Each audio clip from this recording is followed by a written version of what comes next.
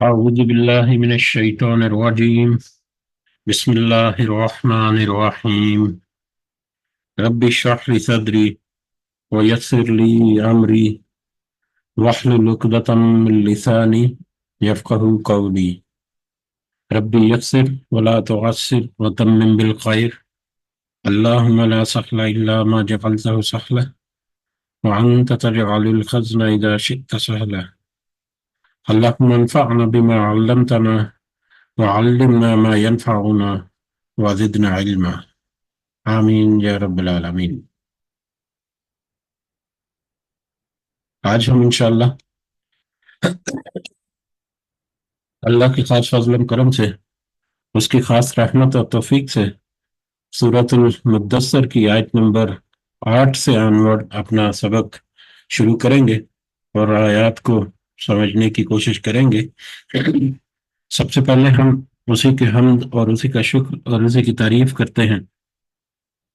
جس نے ہمیں یہ وقت اور یہ مہلت عطا فرمائی، جس نے ہمیں یہ وسائل، سہولیات، رزق، ٹیکنالوجی اور بے شمار انعام و اکرام اور فضل و کرم ہمارے اوپر کیا، اور خاص کر جس نے ہمارے دلوں میں یہ ڈالا کہ ہم اس بابرکت کلام کو سمجھنے کی کوشش کریں۔ اللہ تعالیٰ سے دعا ہے کہ اس کوشش میں ہمیں استقامت نصیب فرمائے، اس کی صحیح سمجھ اللہ تعالیٰ ہمیں عطا فرمائے، اس کے ذریعے سے اللہ تعالیٰ ہمیں اپنی اور اپنے ساتھیوں کی اصلاح کرنے کی توفیق عطا فرمائے، اور دنیا کے ساتھ ساتھ اللہ ہمیں آخرت کی کامیابی اور بھلائی اور اپنا خاص فضل و کرم ہمارے شامل حال رکھے۔ آمین یا رب العالمین۔ کل ہم نے جو سورۃ المدثر شروع کی تھی اور اس کی پہلی 7 آیات ہم نے کل دیکھی تھی، ان کا ترجمہ ایک دفعہ دہراتے ہیں،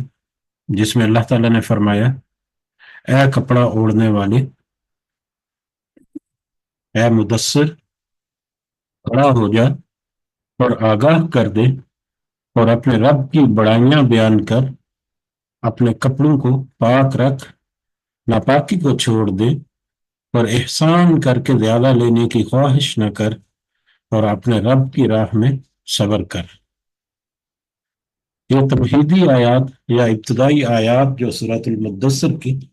کل ہم نے ان کو سمجھنے کی کوشش کی کہ یہ کس قدر خوبصورت انداز میں اور کس قدر مطلب اس مقصد کو نبی کریم صلی اللہ علیہ وسلم کو، اس قیام النہار جو ہے، جیسا کہ کل تذکرہ ہوا تھا، قیام اللیل، رات کا تذکرہ، رات کی عبادت، رات کو اپنے رب کے سامنے کھڑے ہونے کا تذکرہ ہمیں سورۃ المزمل میں ملتا ہے، اور پھر قیام النہار، دل کے وقت میں اللہ تعالیٰ کے حضور کھڑا ہونا، اللہ کے حضور اس کے حکموں کی بجاوری کرتے ہوئے، اس کی نصیحت پر، اس کے جو احکام ہیں ان کے اوپر لبیک کہتے ہوئے ان کو پورا کرنے کی کوشش کرنے کے لیے، مطلب پوری تیاری کے ساتھ دن کے اوقات میں کھڑے ہونا، اور جو بھی حقوق اللہ اور حقوق العباد کے معاملات ہیں ان کو لے کر آگے بڑھنا۔ اس کی شروعات میں سب سے پہلے جو بہت ہی بنیادی اور بہت ہی اہم خواص یا خصوصیات یا بہت ہی اہم چیزیں جو ایک مومن کی زندگی میں، اس کی شخصیت میں، اس کے کردار میں، اس کے ظاہری رنگ ڈھنگ میں بھی اور اس کے سوچ اور افکار میں بھی جو جھلکنی چاہیے، اس کی بہترین مطلب انداز میں ایک بہت ہی مختصر جو آیات ملتی ہیں، وہ ہمیں یہ پہلی 7 آیات ہیں جو کہ نبی کریم صلی اللہ علیہ وسلم کو اللہ تعالیٰ نے مطلب حکم دیا یا نصیحت دی، یا ان کو اس طرف توجہ مبذول کرائی کہ یہ باتیں جو ہیں ان کو ذرا اب کھڑے ہو جائیے، کہ اب آپ کا ایک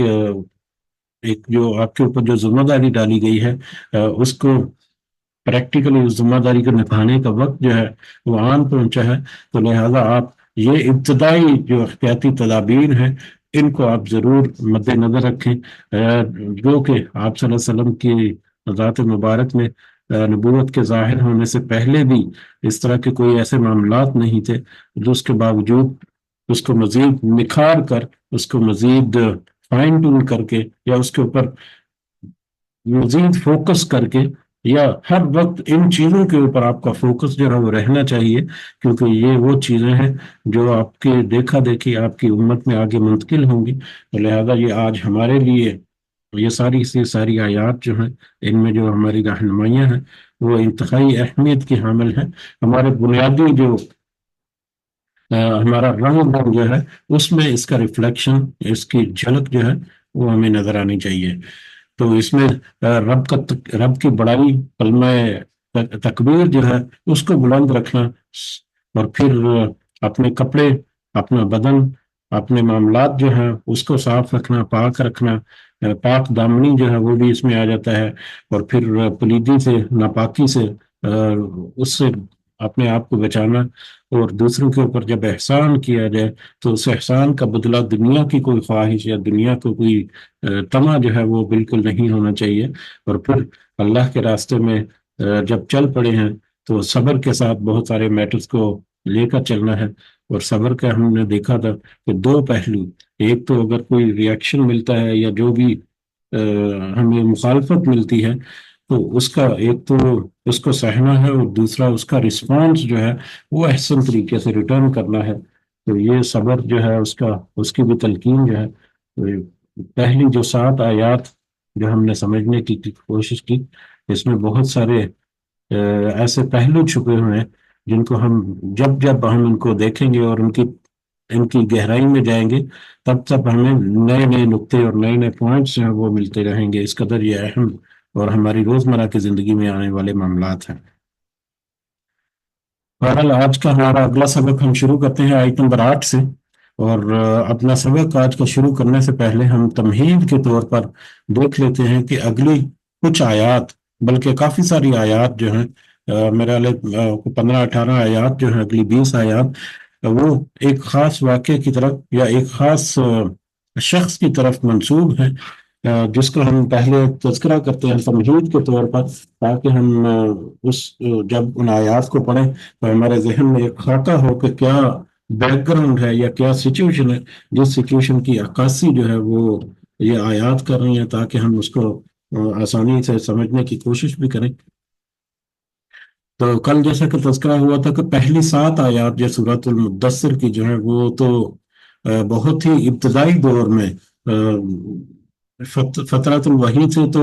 के बाद तो सबसे पहली आयत या सबसे पहली वही यही नाज़िल हुई थी। तो उस एतबार से सबसे जो शुरू की जो वही में जो आयत नाज़िल हुई उसमें सूरतुल मुद्दस्सिर की पहली 7 आयत हैं। लेकिन उसके बाद अगली आयत जो है वो कुछ वक्फे के बाद नाज़िल हुई। यह वक्फा जो है वो काफ़ी ज़्यादा भी हो सकता है, क्योंकि जिस वक्त जो सूरह आयात जो है वो नाज़िल हुई, उन आयात के मतन से ये पता चलता है कि उस वक्त मतलब नबी करीम सल्लल्लाहु अलैहि वसल्लम की जो ऐलान आम, जो दावत आम जो है इस दीन की, वो दे चुके। और उसके ऊपर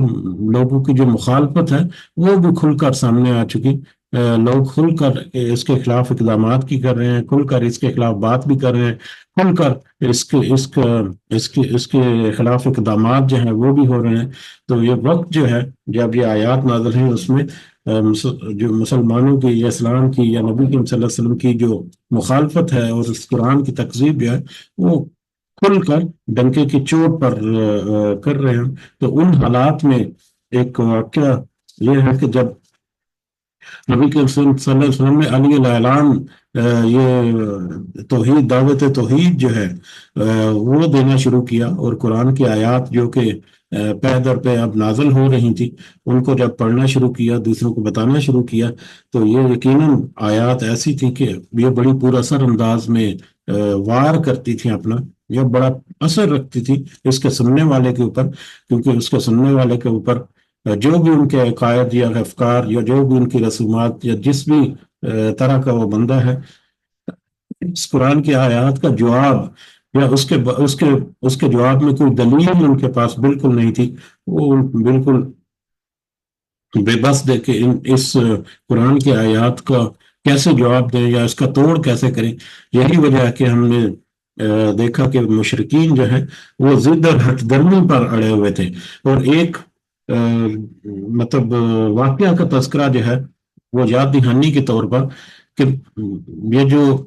مشرکین تھے وہ اس قرآن کی آیات کو کس قدر گہرائی سے سمجھتے تھے، کس قدر گہرا معنی ان کو بہت اچھی طرح سے پتا تھا، اس میں کوئی شک نہیں۔ بار بار اللہ تعالیٰ کی طرف سے یہ جو آیات آتی ہیں کہ یہ جھٹلانے والے جو ہیں ان کے ساتھ اس طرح کا عذاب ہوگا، یہ جھٹلانے والے جو ہیں اس کو اللہ تعالیٰ گمراہی میں چھوڑ دے گا، یہ اپنی گمراہی میں ہی بھٹکتے پھریں گے۔ تو وہ کیوں اللہ تعالیٰ نے اتنی سخت آیات نازل کی کہ وہ اس قدر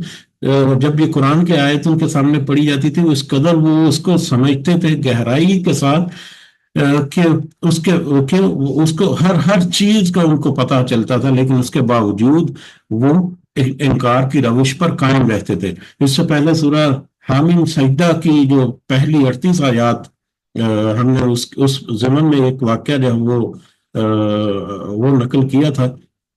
ان آیات کے متعلقہ، کہ نبی کریم صلی اللہ علیہ وسلم کے ساتھ کچھ ڈیل کرنے کے لیے، کچھ لے دے کے میٹر جو وہ طے کرنے کے لیے کہ نبی کریم صلی اللہ علیہ وسلم جو ہے وہ بھی تھوڑی سی نرمی دکھائیں اور ہم بھی تھوڑی سی نرمی دکھاتے ہیں اور کوئی درمیانی راستہ نکل آئے، تو نبی کریم صلی اللہ علیہ وسلم جو ہے وہ یہ حامیم سجدہ کا ایک کی آیات کے بیک گراؤنڈ میں ایک واقعہ جو ہے یا ان سے منسوب ایک واقعہ یا دہانی کے لیے مختصر الفاظ میں، کہ نبی کریم صلی اللہ علیہ وسلم جو ہے وہ مسجد الحرام میں موجود تھے، کہ وہاں پر عتبہ جو ہے وہ اپنے قریش یا اپنے لوگوں کی طرف سے نبی کریم صلی اللہ علیہ وسلم کے پاس آیا اور ان سے کہا کہ آپ ذرا نرمی اختیار کیجیے اور یہ کریے وہ کریے۔ تو اس پر نبی کریم صلی اللہ علیہ وسلم نے سورہ حامیم سجدہ کی آیات کی تلاوت کرنا شروع کی اور 38 آیات پہلی تلاوت کی، اور ان 38 آیات میں درمیان میں ہی جب قوم عاد اور سمود کا ذکر ہوا کہ قوم عاد اور سمود کو کس طرح سے اللہ تعالیٰ نے عذاب سے درکنار کر دیا، تو جب ان آیات پر پہنچے تو عتبہ نے نبی کریم صلی اللہ علیہ وسلم کے منہ مبارک پر ہاتھ رکھ دیا اور ان سے کہا کہ اے محمد رحم کرو اپنی قوم کے اوپر، صلی اللہ علیہ وسلم رحم کرو اپنی قوم کے اوپر۔ اس سے اندازہ ہوا ہمیں کہ وہ کس قدر گہرائی میں ان معنوں کو، ان مفہوم کو، اس پیغام کو پہچانتے تھے، جانتے تھے، اور اس کا وہ اقرار کرتے تھے اپنے دل کی گہرائیوں میں، لیکن ظاہر ان کا جو ہے وہ تکذیب پر مشتمل تھا، انکار پر مشتمل تھا، جس کی وجہ سے پھر اللہ تعالیٰ نے بہت دفعہ بہت سارے سخت کلمات جو ہیں وہ مطلب نازل کیے قرآن میں، قرآن کی آیات میں ان لوگوں کے بارے میں۔ اور پھر ان سارے واقعات کو جب دیکھیں تو ہمیں اندازہ ہوتا ہے کہ اللہ تعالیٰ کی وہ آیات بالکل ٹھیک تھی کہ ایک بندہ جو ہے وہ انتہائی گہرائی کے ساتھ ہر چیز کو جانتا ہے، اس کے باوجود وہ اپنے رویے میں نرمی نہیں لاتا اور ضد پر اڑ جاتا ہے، تو ایسے شخص کو تو پھر سزا ضرور ملنی چاہیے۔ ہمارا اپنا رویہ جو ہے وہ بھی ایسا ہی، کہ اگر کوئی شخص جو ہے اس کو بار بار سمجھانے کے باوجود، ہر چیز اس کی عقل میں بھی ہے، سب کچھ ہے، وسائل بھی ہیں، لیکن اس کے باوجود اگر نہیں کرتے تو ہمارا بھی دل کرتا ہے کہ ہم اس بندے کو سزا دیں کہ کیسا ناہنجار قسم کا یہ بندہ ہے۔ بہرحال واپس آتے ہیں آج کے ہمارا جو سبق ہے اس کا واقعہ جو ہے، تاکہ ہم اگلی آیات کو آسانی سے اور جلدی سے کور بھی کریں۔ تو جب نبی کریم صلی اللہ علیہ وسلم نے یہ دعوت عام شروع کی، پیغام جو ہے وہ زبان خود عام یا قرآن کی آیات جو ہے وہ دوسروں کو طے در پہ نبی کریم صلی اللہ علیہ وسلم نے سنانی شروع کی، تو یہ لوگوں کے اوپر اثر رکھتی تھی، اثر کرتی تھی یہ آیات، کیونکہ ان کے پاس ان کی کوئی دلیل، کوئی جواب نہیں ہے۔ تو اسی دوران شروع میں ہی حج کا سیزن جو ہے وہ آ گیا، اور حج کے سیزن میں آپ کو پتا ہے کہ مکہ المکرمہ یا مسجد الحرام جو ہے وہ ایک مرکزی مقام کی حیثیت رکھتی تھی وہاں پر پورے عرب میں۔ تو وہاں پر جو قریش کے جو لوگ ہیں، سردار ٹائپ کے لوگ، ان کو اب یہ کھلبلی ان کے درمیان مچ گئی کہ یہ جو حج کا سیزن شروع ہو رہا ہے اور حاجی جو مختلف علاقوں سے آئیں گے اور یہاں پر آ کے قیام کریں گے کچھ دن، تو اگر تو نبی کریم صلی اللہ علیہ وسلم جا کر خود ان کو یہ کلام سنانا شروع کر دے اور ان کے ساتھ یہ آیات ان کے آگے پڑھنا شروع کر دے، تو یہ تو کس طرح سے لوگوں کو پھر یہ متاثر کریں گے، اور پتہ نہیں کیا کیا لوگوں کے اوپر اثر ہوگا، اور پھر لوگ جو ہیں وہ بدلیں گے اپنے آپ کو۔ تو اس سچویشن کو ڈیفیوز کرنے کے لیے انہوں نے ایک میٹنگ کال کی، بڑے جو وہاں پر جو ان کے سردار تھے، رئیس صاحب تھے، صاحب اثر لوگ جو تھے، انہوں نے ایک میٹنگ کال کی اور اس میٹنگ میں یہ اس کا ایجنڈا یہ تھا کہ کس طرح سے نبی کریم صلی اللہ علیہ وسلم کو روکا جائے کہ وہ جو حج کے لیے جو آنے والے قافلے ہیں ان کے ساتھ کوئی اس طرح سے ان کا انٹریکشن نہ ہو. تو اس بات کو طے کر لیا یا اس بات پر سارے کے سارے ایگری ہو جائے کہ جیسے ہی وہ قافلے آئیں گے تو ہم ان قافلوں میں پھیل جائیں گے، پہلے ہی جلدی سے جا کر ان قافلوں میں جا کر پھیل جائیں گے اور ان قافلوں میں جا کر نبی کریم صلی اللہ علیہ وسلم کے خلاف پروپیگنڈا مہم جو ہے وہ شروع کر دیں گے کہ اس طرح سے یہ رسول جو یہ نبی جو یہ محمد جو ہے ان کی باتوں کو آپ نے نہیں سننا. تو اب یہ بات تو طے ہوگی کہ ہم ان کے خلاف ایک پروپیگنڈا کریں گے جیسے ہی وہ قافلے آنے شروع ہوں گے. لیکن اس پر ولید بن مغیرہ کے بارے میں اگلی ساری آیات ہیں. ولید بن مغیرہ جو ہے یہ ایک مرکزی کردار ہے جو اگلی آیات میں ہمیں جس کا رویہ جو ہے وہ اس کی جھلک نظر آئے گی. تو ولید بن مغیرہ نے وہاں پر جو حاضرین ہیں ان سے کہا کہ یہ تو بات طے ہو گئی کہ پروپیگنڈا ہم کریں گے سارے، لیکن ہم مختلف لوگ مختلف جگہوں پر جا کے اگر مختلف باتیں کریں گے نبی کریم صلی اللہ علیہ وسلم کے بارے میں تو ہمارا تو اعتبار جاتا رہے گا کہ وہ کہیں گے کہ ایک بندہ جو ہے کوئی ایک بات کر رہا ہے، دوسرا بندہ دوسری بات کر رہا ہے، تیسرا بندہ تیسری بات کر رہا ہے، تو یہ کیسی باتیں کر رہے ہیں، تو اس سے ہمارا اعتبار جاتا رہے گا. تو ولید بن مغیرہ نے کہا کہ ہمیں کوئی ایک ایسی بات طے کر لینی چاہیے جو کہ ہم کامن ہو، جو ایک ہی بات سب کو جا کر کہیں جس سے ہماری ایک یکجانیت جو ہے وہ نظر آئے اس میں، اور یہ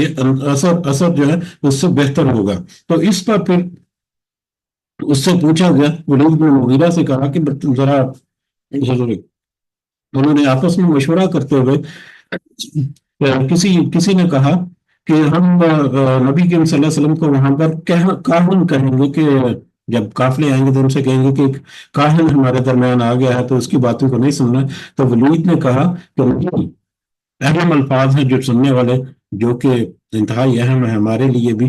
کہ ولید بن مغیرہ نے کہ نہیں، خدا کی قسم وہ کاہن نہیں ہے، ہم نے کاہنوں کو دیکھا ہے، جیسی باتیں وہ گنگناتے ہیں اور جس طرح سے وہ فکرے جوڑتے ہیں، وہ قرآن کی تو اس سے دور دور کی کوئی نسبت نہیں. تو لہذا کاہن ان کو کہنا جو ہے وہ مطلب فٹ نہیں بیٹھتا، کوئی اور چیز ہونی چاہیے. تو اس پر دوسروں نے کہا کہ ہم ان کو مجنون کہتے ہیں، ہم کہیں گے قافلوں والے سے کہ وہ مجنون ہو گیا ہے. تو اس پر بھی ولید نے کہا کہ نہیں، مجنون بھی نہیں کہیں، ہم نے دیوانے اور پاگل لوگ دیکھے ہوئے ہیں، اس کی اس حالت میں آدمی جیسی بہکی بہکی باتیں کرتا ہے اور الٹی سیدھی حرکات کرتا ہے، وہ کسی سے ڈھکی چھپی نہیں ہوتی. تو لہذا مجنون کہہ دینا جو ہے یہ بھی ان کی شخصیت کے اوپر فٹ نہیں بیٹھتا. کون مانے گا کہ محمد جو کلام پیش کر رہے ہیں وہ کوئی دیوانگی کا یا کوئی جنون کا جنونی کوئی بات ہو رہی ہے، یا کوئی جنونی آدمی ایسی باتیں کر سکتا ہے. تو اس پر کسی نے کہا کہ چلو ہم اس کو شاعر کہہ دیں گے. تو اس پر بھی ولید نے کہا کہ نہیں، وہ شاعر بھی نہیں ہے، ہم نے شاعروں کی سارے شاعروں کو جانتے ہیں، شعر و شاعری کی ساری قسمیں ہمیں بہت اچھی طرح سے پتہ ہے، تو اس کلام پر شاعری کی قسم کا اطلاق بھی نہیں ہو سکتا. تو پھر لوگ والے کو ان کو ہم ساحر کہیں گے، ساحر یعنی کرتب دکھانے والا. ساحر اور جادوگر میں فرق جو ہے وہ ہمیں اندازہ ہونا چاہیے ہوگا کہ ساحر جو ہے وہ سحر میں گرفتار کر دینے والا، یعنی اس کا معنی اور مفہوم ہم سمجھنے کی کوشش کریں کہ کرتب دکھانے والا عام طور پر کرتب کو دکھا کر جو جادو اپنا دکھاتے ہیں، ظاہری طور پر جادو کہتے ہیں لیکن وہ درحقیقت کرتب ہوتا ہے، ان کے ہاتھ کی صفائی ہوتی ہے یا نظر بندی کہہ لیں جس کو وہ کر دیتے ہیں وہ، تو ساحر. تو کسی نے کہا کہ ہم ان کو ساحر کہیں گے. تو لوگ نے کہا کہ نہیں، وہ ساحر بھی نہیں ہے، جادوگروں کو یا ساحروں کو ہم نے دیکھا ہے وہ اپنے ساحر سے، اپنے سحر سے کہ وہ جو طریقے وہ اختیار کرتے ہیں اس سے بھی ہم اچھی طرح سے واقف ہیں. تو یہ ساحر کہنا بھی نبی کریم صلی اللہ علیہ وسلم کی جو شخصیت ہے یا ان کا جو رویہ ہے اس کے اوپر فٹ نہیں بیٹھتا. تو مطلب ایسی باتیں جو ہے اس میں ولید بن مغیرہ نے وہ ساری باتیں جو ہم رد کر دیں کہ ان کا مجھے نہیں لگتا کہ ان کا کوئی اثر ہوگا، بلکہ الٹا ہمارے گلے یہ ساری باتیں پڑ جائیں گی. تو اس پر اس پر پھر ابو جہل نے کہا، ولید سے کہا کہ اب تو تم ہی بتاؤ کہ ہم پھر کیا کریں۔ تو اس پر ابو جہل نے وہ تھوڑا سا سوچ بچار کیا، تھوڑا سا وہاں پر کچھ سمجھنے کی کوشش کی، اور نتیجے پر اس نتیجے پر پہنچا کہ مطلب جو کریم ترین چیز جو ہم کہہ سکتے ہیں وہ یہ ہے کہ یہ کوئی شخص جو ہے وہ جادوگر ہے، کہ محمد صلی اللہ علیہ وسلم کو ہم وہاں پر جادوگر جو ہے وہ پوز کریں کہ وہ ایک ایسا جادوگر ہمارے درمیان آ گیا جو کہ اپنے جادو کے زور سے اپنے خاندان میں تفریق کر دیتا ہے، کہ ماں کہ باپ بھائی بیوی بچے جو ہیں وہ الگ الگ ہو جاتے ہیں، جدا جدا ہو جاتے ہیں اس کی باتیں سن کر یا اس کے جادو کی وجہ سے۔ تو لہذا اس جادوگر کی بات جو ہے وہ نہیں سننی۔ تو اس بات کے اوپر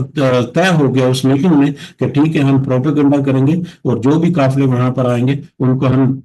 یہ کہیں گے کہ نبی کریم صلی اللہ علیہ وسلم جو ہے، محمد جو ہے وہ ہمارے درمیان ایک جادوگر آ گیا جو اپنی باتوں سے اپنے خاندانوں میں یا مطلب لوگوں میں تفریق یا تقسیم کر رہا ہے۔ تو لہذا ان کی باتوں کے اوپر، اس کی باتوں کے اوپر یا ان کی باتوں کے اوپر دھیان نہیں دینا۔ لیکن ان کا یہ جو ترتیب تھی یا ان کا یہ پروپیگنڈا جو ہے وہ ان کے اپنے ہی خلاف ہو گیا۔ تو اپنے کے خلاف کس طرح سے ہو گیا؟ یہ اپنے کے خلاف سے مراد اگر تو نبی کریم صلی اللہ علیہ وسلم جاتے تو وہ تو ایک بندہ 1% جو ہے وہ ڈور ٹو ڈور یا جہاں پر بھی جاتے، تو اب تو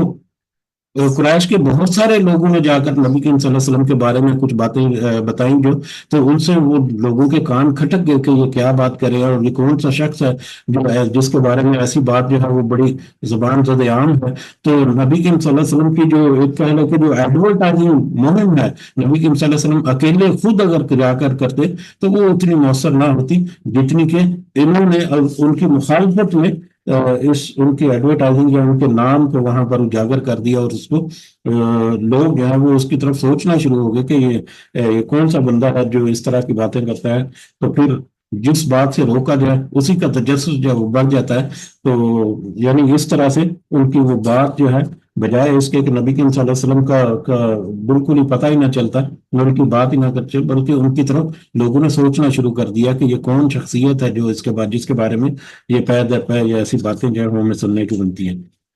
بہرحال یہ ایک میٹنگ کا احوال جو ہے اس میں ظاہری الفاظ میں ہمیں یہ بہت واضح طور پر یہ تو پتہ چل گیا کہ وہاں پر ولید بن مغیرہ نے نبی کریم صلی اللہ علیہ وسلم کے بارے میں یا قرآن کے بارے میں جو باتیں کی، وہ ان کے وہاں پر حاضرین جو ہیں، میٹنگ کے جو اٹینڈنٹس تھے وہاں پر، وہ خوب اچھی طرح سے جانتے تھے کہ اس کلام کے بارے میں بھی ہم کچھ نہیں کہہ سکتے، نبی کی شخصیت صلی اللہ علیہ وسلم کی شخصیت جو ہے اس کے بارے میں بھی ہم اس طرح سے نہیں کہہ سکتے کہ وہ کوئی شعر و شاعری یا کوئی ساحر ہے یا کوئی دیوانگی والا کوئی مسئلہ ہے۔ تو ایک بات تو طے ہوگی کہ وہ خوب اچھی طرح سے ان ساری باتوں کو گہرائی میں جانتے تھے، سمجھتے تھے، لیکن اس کے باوجود وہ اپنے منصب اور اپنی طاقت اور اپنی جو حکومت یا اپنا جو وہاں پر جو پوزیشن تھی اس کو برقرار رکھنے کے لیے انہوں نے طرح طرح کے ہتھ کنڈے جو ہے وہ اپنائے تاکہ اس دعوت کے حق میں روڑے اٹکائے جائیں۔ لیکن جو اللہ تعالیٰ نے بات ٹھہرا دی وہ تو ہو کر ہی رہنے والی تھی، تو اللہ تعالیٰ کی منشا جو ہے اس کے مطابق ہی سارا کچھ بھی ہوا۔ بہرحال یہ ایک میٹنگ جو ہے یہ اہم ہے بیک گراؤنڈ کے طور پر۔ اب اس میٹنگ کے حوالے سے ہی آگے جو آیات آئیں گے اس میں ہم دیکھیں تو ایک ذرا ویژولائز کریں کہ ایک مجلس ہے، ایک میٹنگ ہے جہاں پر ایک بڑی تعداد میں لوگ جو ہے وہ بیٹھے ہوئے ہیں ایک گھیرے کی شکل میں، اور وہاں پر ایک بندہ جو ہے وہ کھڑا ہو کر بیچ میں اپنی پریزنٹیشن دے رہا ہے، اپنی وہ وہاں پر بات کر رہا ہے، اور وہ جو بات جو اس کو رسپانس ملتا ہے یا پارٹیسپینٹ جو ہے اس کو کوئی جواب دیتے ہیں یا کوئی اپنا مشورہ دیتے ہیں، تو اس مشورے کو پھر وہ کس طرح سے سوچ بچار کرتا ہے، کس طرح سے اس کے چہرے کے تاثرات بدلتے ہیں، کس طرح سے وہ تھوڑا سا بات کو سنتا ہے، اس کو سمجھنے کی کوشش کرتا ہے، پھر وہ دور اندیشی کے ساتھ کام لینے کی کوشش کرتا ہے کہ اگر ہم یہ بات کہیں گے تو اس کا اثر جو ہے وہ کیسے ہوگا، پھر وہ اس کو ریجیکٹ کرتا ہے کہ نہیں اگر ہم یہ بات کریں گے تو اس کو بھی نہیں مانا جائے گا، کوئی دوسرا مشورہ دے، دوسرا بندہ جو ہے وہ دوسری بات پیش کرتا ہے، اس کے اوپر پھر وہ غور کرتا ہے، پھر اس کے چہرے کے تاثرات ہمیں ملتے ہیں وہاں پر ملتے ہیں، پھر وہ اس کو تھوڑا سا سوچتا ہے، سمجھتا ہے، دور اندیشی سے کام لینے کی کوشش کرتا ہے، پھر وہ کہتا ہے کہ نہیں یہ بات بھی ٹھیک نہیں ہے، کوئی اور بات کریں۔ تو یہ پورا ایک سینیریو جو ہے وہ سنیریو کو اپنے ذہن میں اگر ویژولائز کریں، اور اس سنیریو میں جو ایک مرکزی کردار ولید بن مغیرہ کا ہے، اس کا ذاتی رویہ یا ذاتی بیہیویئر جو ہے، یا اس کے پرسنل ریئیکشن جو ہے، بات سن کر اس کے اوپر غور و فکر کرنے کے انداز میں، اس کے بات کے اوپر توجہ دے کر اس کو رسپانس کرنے کے مطلب اعتبار سے ہم دیکھیں تو ایک میٹنگ کا جو ایک ویو ہے وہ اپنے ذہن میں رکھیں، تو یہ میٹنگ کا پورا ویو جو ہے، یا پورے کا پورا ویژن جو ہے، وہ ہمیں اگلی آیات میں نظر آئے گا کہ کس قدر مطلب سخت الفاظ میں، اور کس قدر کہنا کہ غصے کے انداز میں اللہ تعالیٰ نے آگے جا کر ولید بن مغیرہ کے بارے میں نام لیے بغیر اس کا یہ کردار جو ہے وہ نقل کیا ہے، کہ وہ ایک شخص جس کو جب پیدا ہوا تو بالکل اکیلا تھا، نہ تواں تھا، بالکل کمزور اور لاغر تھا۔ میں نے یعنی اللہ تعالیٰ نے میں نے اس کو طاقت دی، توانائی دی، وہ بڑا ہوا، اس کو دولت دی، اس کو بیٹے دیے، اس کو باقی اقتدار میں ایک اچھی پوزیشن دی کہ وہ وہاں پر جا کر میٹنگ کو لیڈ کرے، اور پھر وہ شخص جو ہے وہ مجھ سے توقع کرتا ہے کہ میں اس کو اور زیادہ مال دوں، اور وہ شخص یہ توقع کرتا ہے کہ میں اسے بخش دوں گا۔ تو ایسے شخص کا جس کا بیہیویئر یہ رہا ہو کہ وہ ایک ایسی بات کو سوچنے کے لیے جو کہ انتہائی نامناسب ہے، جو کہ اس اللہ کے راستے میں روڑے اٹکانے کے لیے وہ مطلب اپنے چہرے کے اوپر تیوریاں جو ہے وہ چڑھاتا ہے، اور اپنا چہرہ جو ہے وہ اس طرح سے موڑ لیتا ہے اور سوچ بچار کرتا ہے، اور آخر کار یہ نتیجہ اخذ کرتا ہے کہ محمد صلی اللہ علیہ وسلم کو جادوگر کہہ کر ہم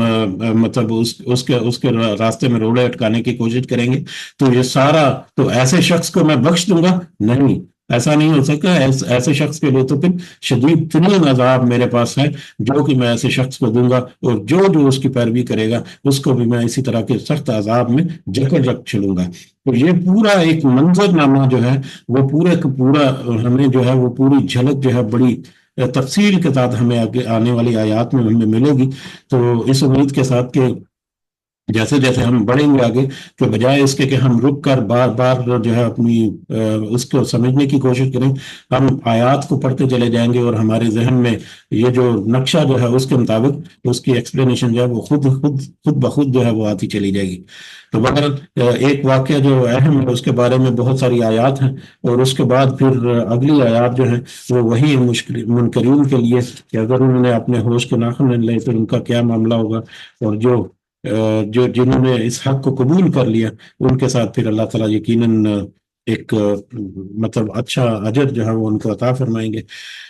تو اسی بیک اپ کے ساتھ ہم شروع کرتے ہیں آج کا سبق۔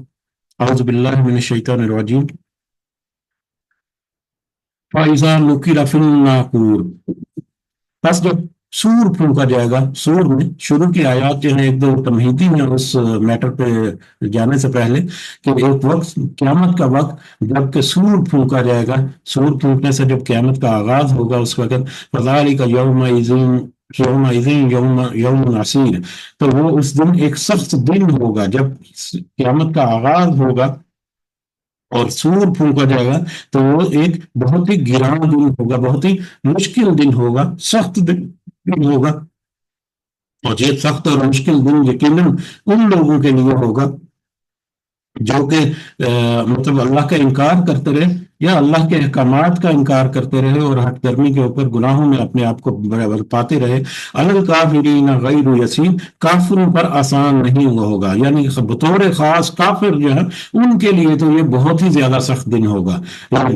عام طور پر یہ سخت دن ہوگا کافروں کے لیے بھی، مشرکوں کے لیے بھی، گناہ گاروں کے لیے بھی، گویا کہ جو ایمان لے کر آئے ان کے لیے، ان میں بھی جنہوں نے گناہ کیے، جنہوں نے اللہ کے احکامات کو نہیں مانا، ان کے لیے بھی اس میں بہت ساری سختیاں ہوں گی۔ اس کا آگے جا کر ہمیں تھوڑا سا اندازہ ہوگا کہ کیوں اللہ تعالیٰ نے یہ بات کی۔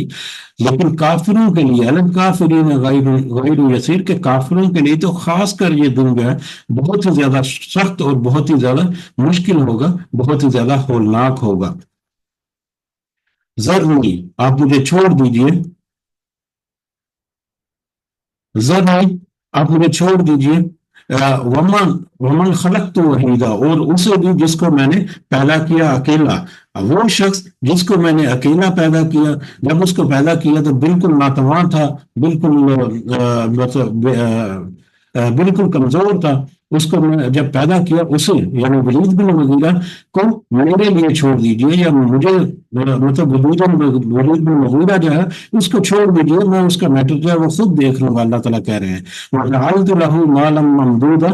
میں نے اس کو اکیلا پیدا کیا، یعنی بغیر کسی مطلب خالی ہاتھ اس کو پیدا کیا، خالی ہاتھ تھا جب وہ پیدا ہوا، تو پھر میں نے اس کو عطا کیا مال پھیلا ہوا، میں نے اس کو وسیع و عروج مال جو ہے وہ عطا فرمایا، وہ بنین شہودا، اور بیٹے حاضر رہنے والے، اس کو میں نے بیٹے بھی دے۔ ولید بن مغیرہ کو نبی اللہ تعالیٰ نے اولاد نرینہ جو ہے اس سے بھی خوب نوازا ہوا تھا، کچھ کے خیال میں کچھ 7 بیٹے تھے اس کے، کچھ کے خیال میں 12 یا 13 بیٹے تھے، بہرحال وہ بیٹے جو ہیں ان کی تعداد کافی زیادہ تھی، یعنی 12-13 بیٹے جو ہے وہ اچھی خاصی تعداد ہوتی ہے، اور کیونکہ اس کے پاس مال و دولت کافی تھا تو لہٰذا ان کو بھی زیادہ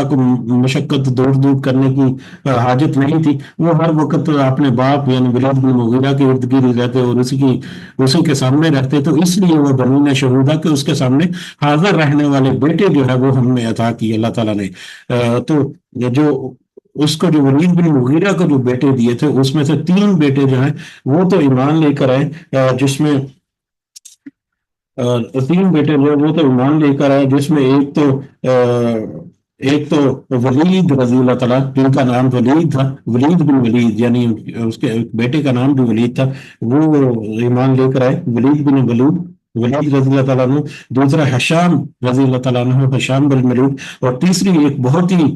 مشہور شخصیت جو ہے وہ خالد بن ولید رضی اللہ تعالیٰ عنہ۔ تو یہ تینوں بیٹے جو ہیں، یہ تینوں جو مطلب صحابی جو ہے یہ ولید بن مغیرہ کے بیٹے تھے، بہرحال اور ہم نے اسے حاضر رہنے والے بیٹے بھی دیے، وَمَهَّدتُّ لَهُ تَمْهِيدًا، اور میں نے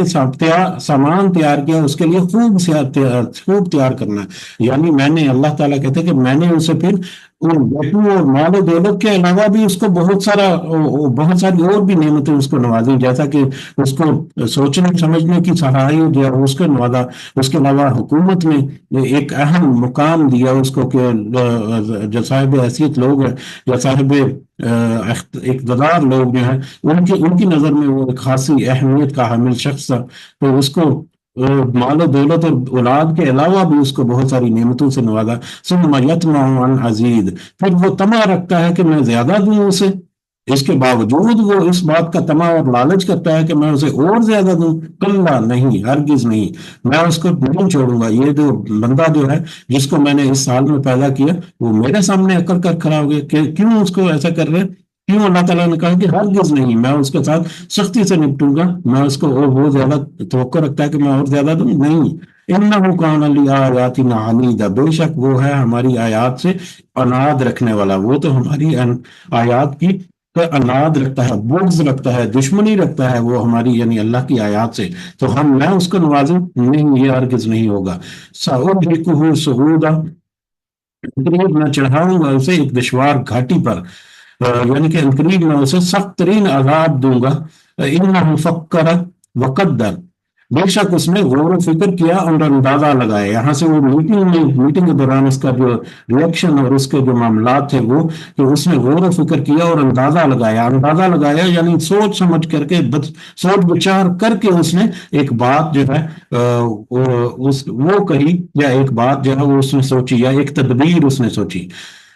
فکر وقدر، بے شک اس نے غور و فکر کیا اور اندازہ لگایا، ایک بات سوچی، فقتل کیف قدر، تو پس وہ ہلاک ہو گیا کہ کیسا اس نے اندازہ لگایا یا کیسی اس نے بات کی، یعنی اس نے جو ایک تدبیر جو سوچی تھی اس کی وجہ سے اس پر ہلاکت ہو۔ ثم قتل کیف قدر، پھر اس کے اوپر ہلاکت ہو کہ کیسی اس نے ایک غلط اور ایک نامناسب اور میرے رسول صلی اللہ علیہ وسلم کے خلاف ایک تدبیر جو ہے وہ سوچی، وہ تدبیر وہی سوچی کہ ان کو جادوگر کہا جائے اور جادوگر کہہ کر ان کے خلاف اقدامات یا پروپیگنڈا کیا جائے۔ ثم نظر، پھر اس نے دیکھا، پھر اس نے ریویو کیا، پھر اس نے مطلب جو بات یا جو مشورہ اس کے سامنے دیا گیا اس کے اوپر اس نے غور و فکر کیا، ریویو کیا اس کو۔ ثم عبس وبصر، پھر اس نے تیوری چڑھائی اور برا سا منہ بنایا، کسی نے کوئی مشورہ دیا اس کے اوپر اس کے چہرے کے تاثرات جو ہیں یہ یہاں پر نظر آتے ہیں کہ اس نے کس طرح سے اپنے چہرے کے ریئیکشن جو ہیں وہ دکھائے ان مشوروں کے اوپر جو دوسرے لوگوں نے وہاں پر دیے، وہ بسرا اور برا سا منہ بھی بنایا، ثم ادبر واستکبر، پھر اس نے پیٹ پھیری اور اس نے تکبر کیا، اس نے پیٹ پھیری اور تکبر کیا، یعنی کہ الٹیمیٹلی وہ اور سارے کے سارے لوگ وہاں پر جو سب جانتے تھے کہ یہ ہدایت یا یہ نبی جو ہے، یہ کتاب اور رسول جو ہے صلی اللہ علیہ وسلم، یہ جس کے خلاف ہم اقدامات کر رہے ہیں یہ حق ہے، پھر انہوں نے اس حق سے منہ پھیرا اور تکبر کیا یعنی اس کے مقابلے میں کھڑے ہو گئے، اس کے خلاف کھڑے ہو گئے، فقال ان ھذا الا سحر یؤثر، پھر اس نے کہا کہ نہیں ہے مگر یہ ایک جادو، وہ نقل کیا ہوا، یہ تو جادو، یعنی کہ فائنل ان کی جو ڈسکشن یا فائنل پوائنٹ جس کے اوپر ایگری ہوئے، جو کہ ولید بن مغیرہ نے کہا کہ ان کو اس کو سحر یا جادوگر جو ہے وہ کہا جائے، تو پھر اس نے اس کے بارے میں کہ پھر اس نے کہا کہ نہیں ہے یہ مگر ایک جادوگر یؤثر، جو کہ نقل کیا گیا ہے، نقل کیا جاتا ہے، یعنی کوئی جادو سیکھا ہوا ہے نبی کریم صلی اللہ علیہ وسلم نے، جس کو وہ پیش کرتے ہیں، ان ھذا الا قول البشر، نہیں ہے مگر انسان کا کلام، تو یہ قرآن جو ہے یہ صرف ایک انسان کا گھڑا گڑا کلام ہے، اس کے علاوہ کچھ نہیں ہے، یعنی یہ فائنل وہاں پر تھی کہ جو لوگوں میں جا کر پروپیگنڈا کیا جائے کہ نبی کریم صلی اللہ علیہ وسلم جو ہے وہ جادوگر ہیں، اور جو کہیں سے جادو انہوں نے سیکھ لیا ہے اور لوگوں کے اوپر کرتے ہیں اور یہ کلام کو پیش کرتے ہیں، یہ ان کا اپنا انسان کا گھڑا گڑایا ہے، نبی کریم صلی اللہ علیہ وسلم کی طرف سے اپنی طرف سے بنایا ہوا یہ کلام ہے۔ اس لیے ہی سکر، ان قریب میں داخل کروں گا اسے جہنم میں، اب اس کا یہ سارا رویہ اللہ تعالیٰ نے نقل کیا، اب اس کے بارے میں آپ کہہ رہے ہیں کہ میں ان قریب اسے جہنم میں داخل کروں گا۔ سکر جو ہے وہ جہنم کا ایک درجہ یا جہنم کا ایک لیول یا جہنم کا ایک طے یا وادی جو ہے اس کو کہہ سکتے ہیں، اس کا نام ہے سکر، تو عنقریب میں اسے سقر میں داخل کروں گا۔ وما ادراک ما سقر، اور آپ کیا جانے کہ سقر کیا ہے، آپ کو نہیں معلوم یا آپ نہیں جانتے کہ سقر کیا ہے، جہنم کیا ہے۔ لا تبکی ولا تذر، نہ کچھ باقی رکھتی ہے اور نہ کچھ چھوڑتی ہے، لواحۃ للبشر، جلسا دینے والی ہے چمڑے کو۔ وہ سقر یا جہنم جو ہے وہ اس قدر شدید ہے اس کی آگ کہ وہ جسم کو نہ باقی رکھتی ہے نہ چھوڑتی ہے، یعنی انسان وہاں پر اس کو جلسا دیتی ہے کہ وہ موت آ جائے اس کو، لیکن اس کے اوپر موت بھی نہیں آتی، وہ پھر واپس پلٹ کر اسی طرح سے ہو جاتا ہے، اسی طرح سے وہ موت اور زندگی کے درمیان رہتا ہے، موت اس کو آتی نہیں، زندگی اس کے لیے اجیرن ہے، تو موت اور زندگی کے درمیان ایک بلکتا رہ جائے گا وہ شخص جو ہے جو جہنم میں ہوگا۔ اللہ تعالیٰ میں اسے محفوظ رکھے، آمین۔ کہ وہ آگ جہنم کی جو ہے نہ کچھ باقی رکھتی ہے نہ چھوڑتی ہے، لواحۃ للبشر، جلسا دینے والی ہے چمڑے کو، کہ وہ جلد کو جلسا دے گی۔ اب جلد کو ایک دفعہ جلسا دیا تو اس کا مطلب جلد ختم ہو گئی، لیکن اس سے ہمیں مفہوم پتا چلتا ہے کہ وہ جلد جلسائے گی، پھر اس جلد کو دوبارہ سے پیدا کر دیا جائے گا، پھر اس جلد کو جلسا دے گی وہ آگ جو ہے۔ تو یہ کافی دفعہ ہم نے تذکرہ کیا ہے کہ جو پین ریسپٹرز ہوتے ہیں وہ جلد کے اوپر ہوتے ہیں، باقی اپنی ہمارے جلد کے نیچے ہماری جو کھال ہے اس کے نیچے کے جو اعضاء ہیں ان کو کوئی تکلیف یا اس میں کوئی پین کا اس طرح سے میٹر نہیں ہوتا، ان کے فنکشن میں کچھ گڑبڑ ہو تو وہ ایک الگ سچویشن ہوتی ہے، لیکن جیسے کہ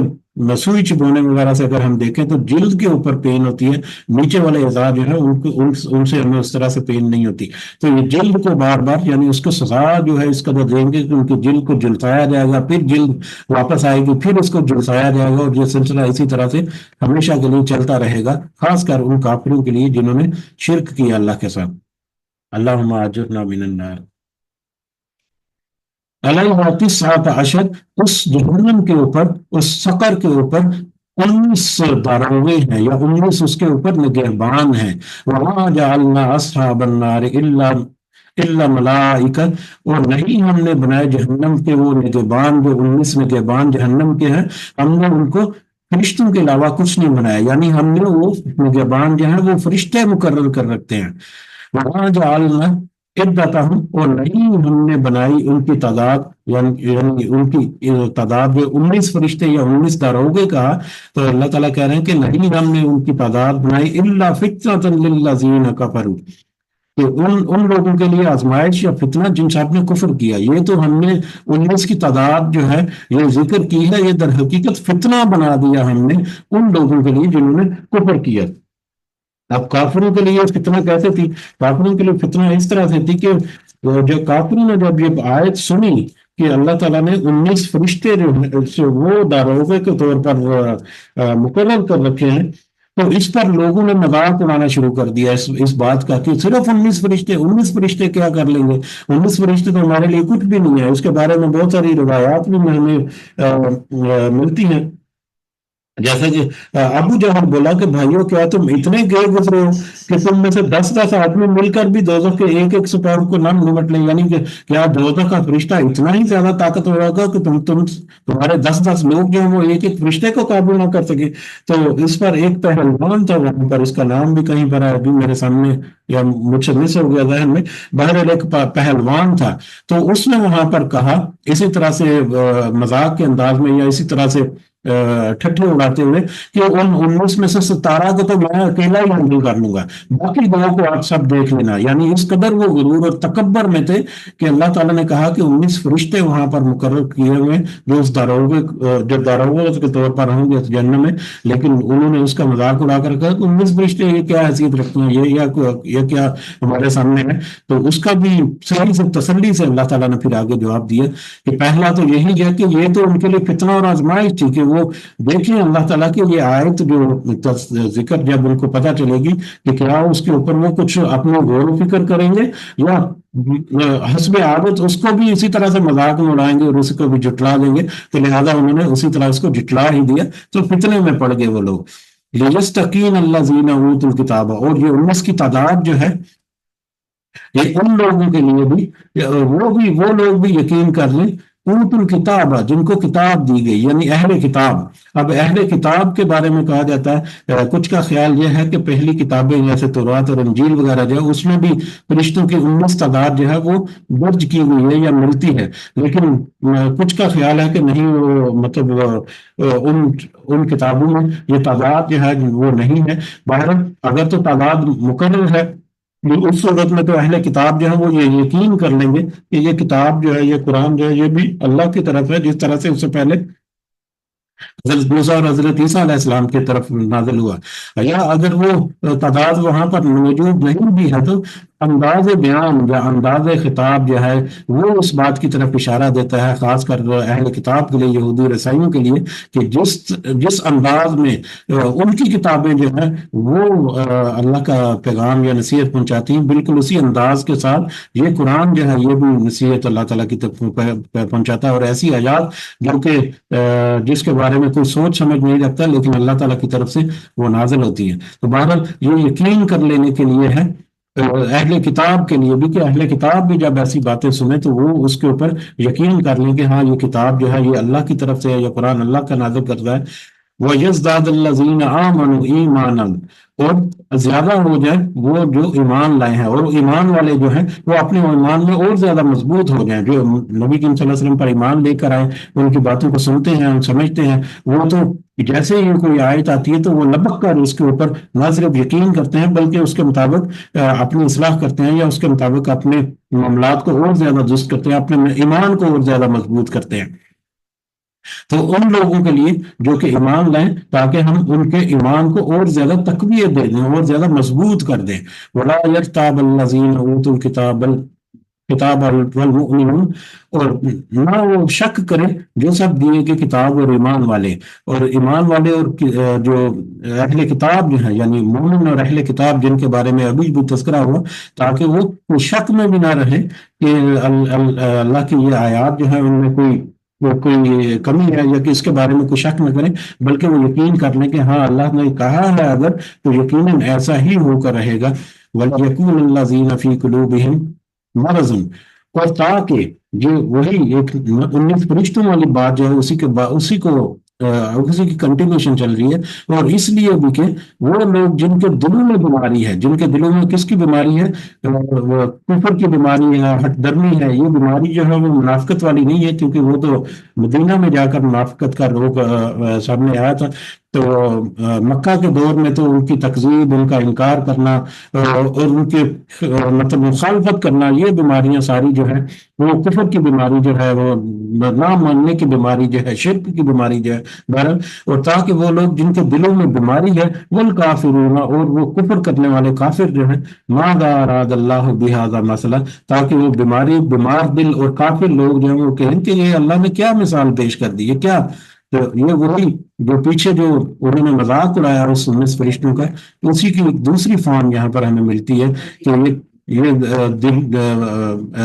مریض دل اور کافر لوگ جو ہیں وہ اس بات کے اوپر کہیں کہ یہ اللہ کس طرح کی عجیب و غریب طرح کی مثالیں بیان کرتا ہے، یعنی یہ ان کی آزمائش یا ان کے فتنے میں اور ایک اور اضافے کی بات یہاں پر ہے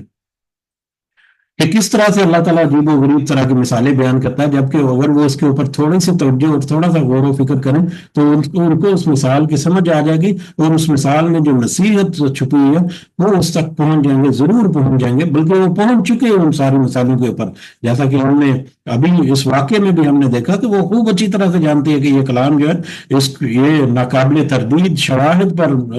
اور دلائل پر مشتمل ہے، لیکن اس کے باوجود وہ انکار کر رہے ہیں۔ تو ان کا ایک رویہ جو ہے یہاں پر کوٹ ہوا کہ سارا کچھ سمجھنے کے باوجود وہ کہتے کہ یہ کس طرح سے اللہ تعالیٰ ایسی مثالیں بیان کرتا ہے عجیب و غریب طرح کی۔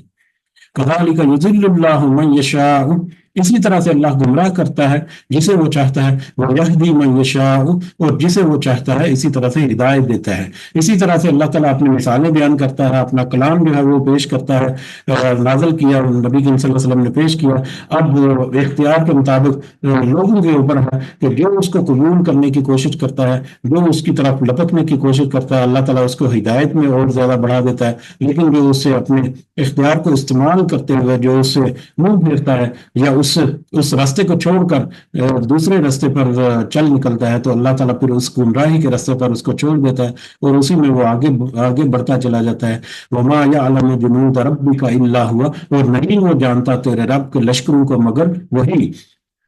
تیرے رب کے لشکر جو ہیں ان کی طاقت، ان کی جو تعداد ہے وہ تو صرف وہی جانتا ہے، اللہ کے لشکروں کی طاقت اور تعداد کا علم تو صرف اللہ ہی کو ہے۔ ان کے سامنے تو 19 فرشتوں کا ذکر ہوا، تو انہوں نے 19 فرشتوں کی تعداد کے اعتبار سے انہوں نے اس کا مذاق اڑایا یا اس طرح سے بات کی، تو یہ اللہ تعالیٰ خوب اچھی طرح سے جانتا ہے کہ وہ 19 فرشتے جو ہیں ان کی طاقت کتنی ہے، کس قدر وہ قوی اور کس قدر وہ مضبوط ہے، کہ اللہ تعالیٰ نے ان کو کتنی طاقت عطا کی ہے، ایک تو طاقت کے اعتبار سے بھی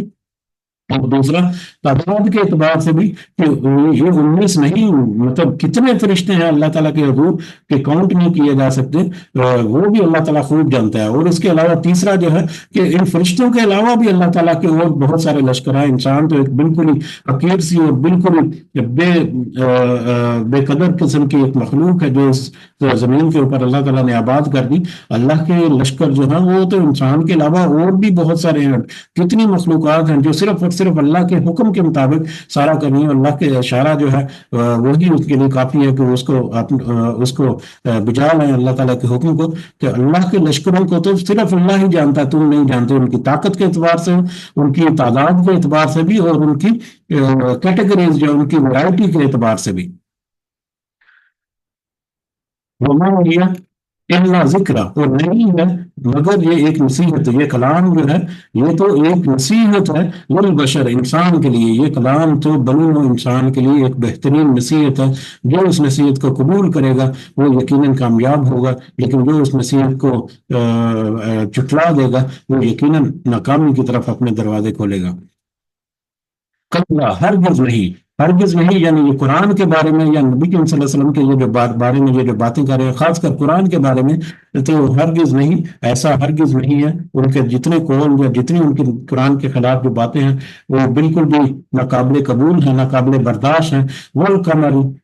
قسم ہے چاند کی، واللیل، اور رات کی، اذ ادبر، جب وہ پیٹ پھیرے، قسم ہے چاند کی اور قسم ہے رات کی جب وہ پیٹ پھیرے، یعنی رات کا آخری پہر جب وہ ختم ہونے والی ہے یا جب وہ گزر جانے والی ہے رات۔ والصبح، والصبح اذا اسفر، اور صبح کی قسم جب وہ روشن ہو جائے۔ پھر اللہ تعالیٰ نے تین بہت بڑی جو قدرت کی نشانیاں ہیں ان کی قسم کھائی ہے، چاند کی اور رات کی اور صبح کے وقت کی۔ کہ وہ تینوں بہت بڑی بڑی نشانی ہے جن سے کوئی بھی شخص جو ہے وہ نمبر ایک تو اس کا انکار نہیں کر سکتا ان کی موجودگی کا، اور نمبر دو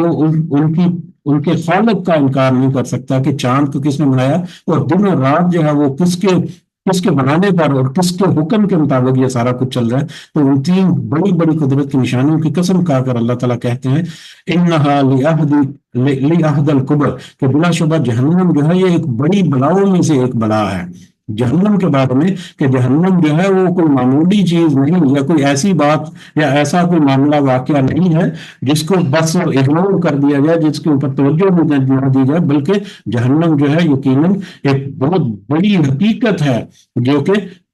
سامنے آ کر رہنے والی ہے۔ بل انہا لعہد الکبر، کہ بلا شبہ جہنم جو ہے بڑی بلاؤں میں سے ایک ہے، ایک بڑی سخت اور بڑی مشقت والی چیز ہے، ایک بہت بڑی مشقت والی جگہ ہے۔ جو اس میں چلا گیا اس سے بچنے کی تدبیر کر لو، کیونکہ اللہ تعالیٰ نے تین بڑی قدرت کی نشانیوں کی قسم کھا کر کہا کہ جہنم جو ہے یہ کوئی معمولی چیز نہیں ہے، ایک بہت بڑی اور بہت سخت اور بہت شدید عذاب والی جگہ ہے۔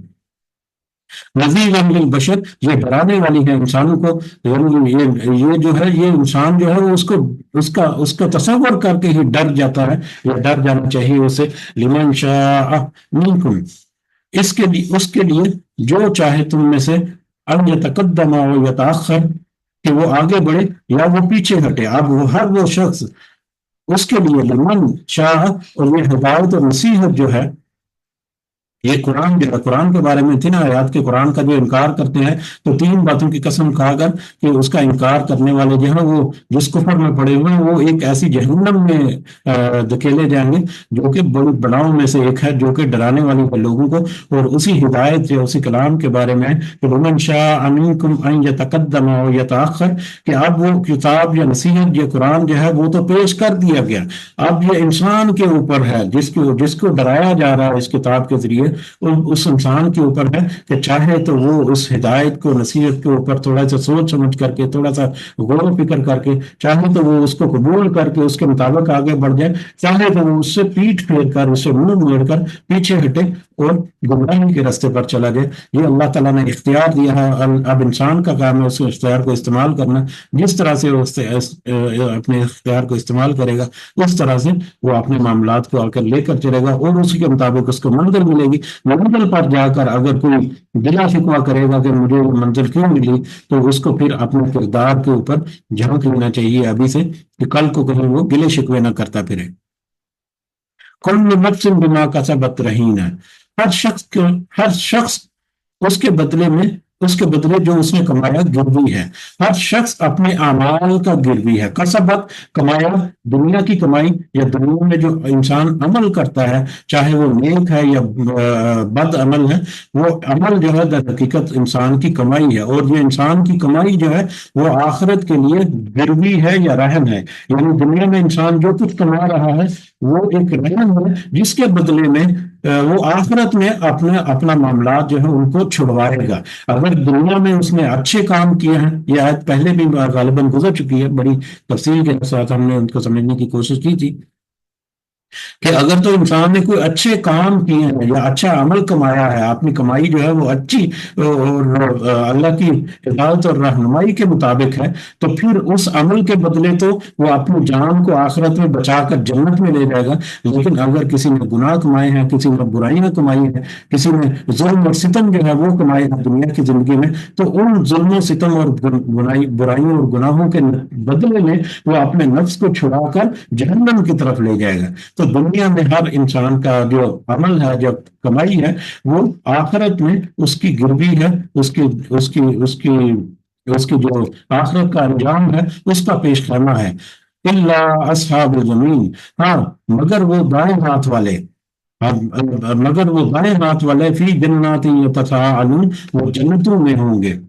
مگر وہ دائیں ہاتھ والے، ہاں دائیں ہاتھ والے جو ہیں، دائیں ہاتھ والے کون سے ہیں؟ وہ لوگ جن کو ان کا نامہ اعمال جو ہے وہ دائیں ہاتھ میں دیا جائے گا۔ وہ خوش ہو کر سب کو کہیں گے کہ دیکھو میرا نامہ اعمال پڑھو ذرا، میں کامیاب ہو گیا، میرا رزلٹ کارڈ مجھے ملا اور میں نے اچھی پوزیشن پاس ہو گیا۔ تو یہ دائیں ہاتھ والے ہیں اصحاب الجمین، وہ تو جنتوں میں ہوں گے۔ الا اصحاب الجمین، اصحاب الجمین جو ہے جو وہ تو جنتوں میں ہوں گے۔ यतसाअलून वो जन्नती जो है वो पूछेंगे। यहाँ पर उसका तर्जुमा जो है एक दूसरे से पूछते होंगे, लेकिन वो एक दूसरे से नहीं, जितने बाकी मैंने तर्जुमे पढ़े हैं उसमें मुझे यही पता चला कि वो जन्नती जो है वो जहन्नमियों से पूछेंगे। यतसाअलून अनिल मुजरिमीन, वो वो जन्नती जो है, असहाबुल जमीन जो है, वो जहन्नमियों से, गुनाहगारों से, मुजरिमों से पूछेंगे। क्या पूछेंगे?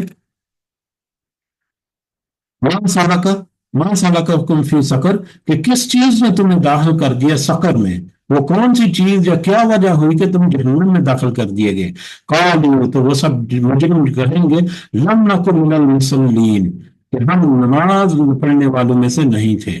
अब ये वही नुक्ता आ गया जिसका मैंने पहले तज़किरा किया था कि जब शुरू के आज के सबक में, कि ये क़यामत का दिन जो है जब सूर फूंका जाएगा तो ये बहुत सख्त होगा, और काफिरों के लिए तो बतौर खास बहुत सख्त होगा। तो वहां पर एक इशारा हमें ये मिलता था, या इसी तरफ इशारा किया था कि जरूरी नहीं कि सिर्फ मुशरिक जो है वही जहन्नम में जाए, बल्कि ईमान वाले जिन्होंने कभी नमाज का ध्यान नहीं दिया, जिन्होंने कभी अल्लाह के अहकामात का ध्यान नहीं दिया। और हम अगर अपने इर्द गिर्द अगर देखें तो हमें बहुत सारे लोग ऐसे मिलेंगे, बहुत सारे लोग ऐसे मिलेंगे। मेरे मेरे हमें चाहिए कि हम कुछ थोड़ी बहुत कोशिश करें। मेरी नजर में एक एक ऐसा मेरा जानने वाला है जो कि इस तरफ बिल्कुल करीब भी नहीं आता नमाज से। तो मैं अभी मतलब यहाँ पर बातें करते हुए या इस बात को जिक्र करते हुए मेरे जहन में आया, तो मैं आज उसको इंशाल्लाह अल्लाह ताला मुझे तौफीक दे के मैं उसको कॉल करूंगा और उससे उसको नसीहत करने की कोशिश करूंगा। तो आप भी जरूर अपने इर्द गिर्द जो है उन बंदों को अपनी कहीं नसीहत जो है वो जरूर करें अपनी तरफ से। अल्लाह ताला हमें इस बात की तौफीक दे कि अल्लाह ताला हमें दुनिया में अपने साथियों को भी इस नेक रास्ते पर लेकर आने की अल्लाह ताला हमें तौफीक दे। आमीन। बहरहाल, वो कहेंगे कि हम नमाज पढ़ने अदा करने वालों में से नहीं थे। वो नमाज अदा करने वाले नहीं, यानी कि अगर किसको मुशरिक है तो शिरक करने वाला जो है उसके लिए तो नमाज जो है वो तो सेकंडरी, उसके लिए तो नमाज कोई हैसियत ही नहीं लगती। नमाज तो वो पढ़ेगा ही नहीं जबकि वो जब तक वो तौहीद पर नहीं होगा। तो इसका मतलब है कि ये मुसलमान जो मोमिन लोगों में से कुछ होंगे जो नमाज नहीं पढ़ते थे, जिसकी वजह से उनको जहन्नम में धकेल दिया जाएगा। वलम नकुन नुतइमुल मिस्कीन, और नहीं हम खिलाते थे खाना मिस्कीन को। दूसरी जो बहुत अहम बात जिसका इससे पहले भी बहुत दफा तज़किरा हुआ, और खासकर जहन्नम में जाने की एक वजह जो है वो उसका भी उसके तज़किरे के तौर पर पहले भी तज़किरा हुआ कि यतीम और मिस्कीन जो है उनको खाना नहीं खिलाते थे। अल्लाह ताला ने दिया है, रिस्क दिया है, सारे वसाइल दिए हैं, उसके बावजूद वो अल्लाह के रास्ते में, अल्लाह की मखलूक के ऊपर, अल्लाह की जो बंदे हैं उनके ऊपर खर्च कर नहीं करते थे। तो उसकी एक वजह ये भी बनी जिनके जहन्नम में जाने की कि वो मिस्कीन को खाना नहीं खिलाते थे। वकुन्ना नखूज़ मअल खाइज़ीन,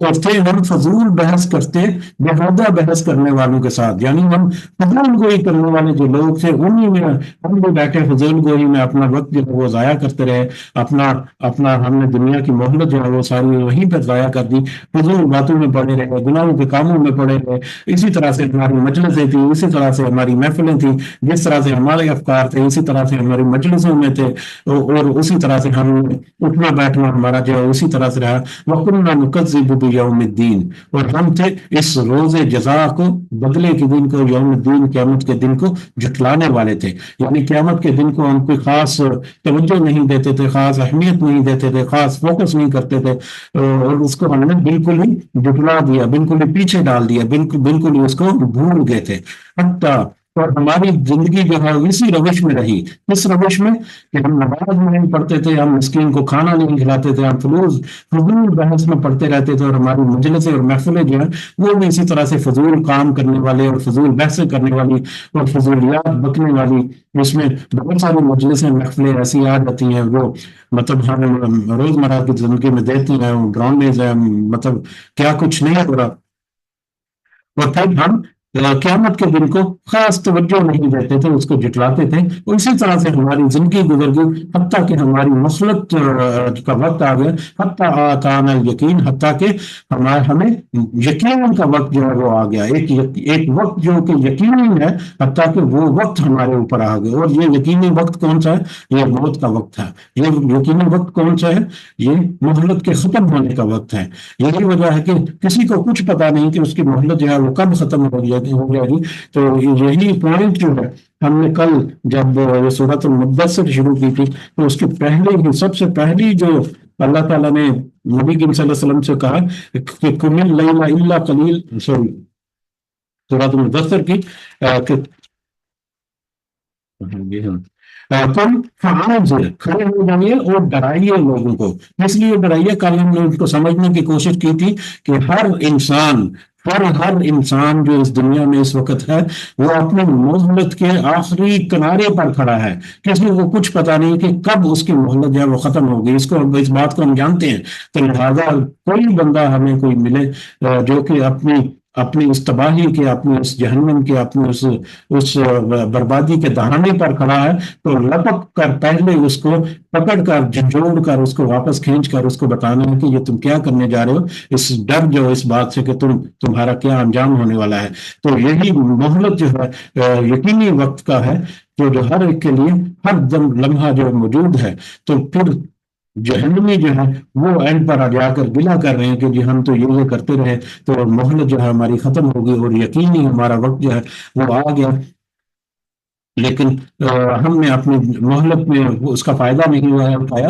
یہاں تک کہ ہمیں وہ یقینی وقت میں آ گرا، یعنی موت ہمارے اوپر آ گئی۔ فما تنفعہم شفاعۃ الشافعین، پس نہیں نفع دے گی انہیں کوئی سفارش کرنے والوں کی، یعنی کوئی سفارشی اس دن کسی کی سفارش نہیں کر سکے گا، یا کوئی سفارشی وہاں پر کسی کے لیے سفارش نہیں کر سکے گا۔